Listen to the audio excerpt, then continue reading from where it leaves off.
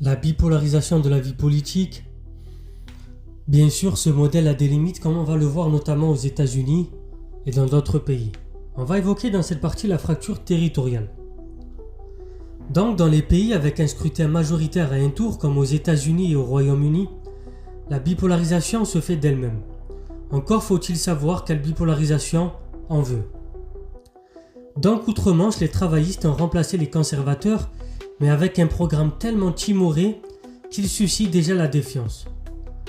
Après avoir conquis le pouvoir avec un faible score et grâce à de très fortes divisions à droite, je vous le rappelle.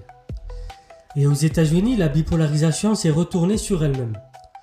Après avoir abandonné toute ambition redistributrice, les démocrates sont devenus au cours des dernières décennies le parti des plus diplômés, puis des plus hauts revenus. Quant aux républicains, aux États-Unis, ils gardent de solides appuis dans le monde des affaires, mais ils sont parvenus, à peu de frais, à attirer le vote populaire, en rampant avec le dogme du libre-échange et de la mondialisation libérale et élitiste associée aux démocrates. Donc l'avenir dira si un nouveau retournement est possible. Et donc ce qui est certain, c'est que ça va exiger justement un changement de cap pour les démocraties. Il est impossible en démocratie de faire ses meilleurs scores à la fois parmi les plus favorisés et parmi les plus défavorisés. Si le Parti démocrate veut redevenir celui de la justice sociale, il doit accepter de perdre le vote favorisé, des ultra-favorisés même, en proposant des mesures vigoureuses de redistribution des richesses, qui devront répondre non seulement aux aspirations des classes populaires urbaines, mais également à celles des petites villes et des territoires ruraux. Par exemple, on ne peut pas tout miser sur l'annulation des dettes étudiantes. Pourquoi ? Il faut aussi s'adresser à ceux qui se sentent endettés pour acquérir un logement, une maison ou une petite entreprise. Il faut parler à tout le monde. Maintenant, qu'en est-il du système français ? Donc, dans notre contexte, la question se pose différemment.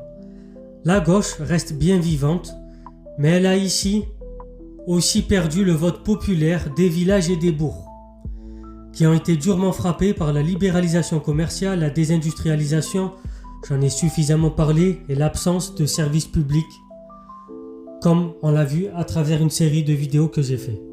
En 1981, elle faisait quasiment le même score parmi toutes les classes populaires, quelle que soit la taille d'agglomération. Au cours des dernières décennies, un fossé territorial d'une ampleur inédite, depuis un siècle, s'est formé entre les classes populaires urbaines qui continuent de voter à gauche et rurales qui sont passées au vote RN.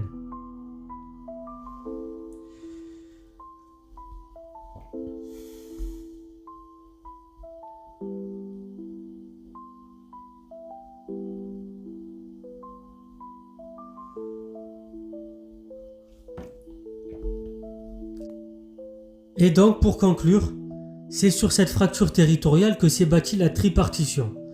Un bloc central, objectivement très favorisé, entend gouverner le pays sur la base des divisions entre les classes populaires urbaines, qui votent plus pour la gauche, et rurales, qui votent plus pour le RN. Donc, entre les blocs de gauche et de droite. Je vous invite à lire Une histoire du conflit politique de Julia Cagé de Thomas Piketty. C'était Soso Lintello, abonnez-vous, partagez, likez. Dans la troisième partie, on évoquera justement l'épreuve du pouvoir.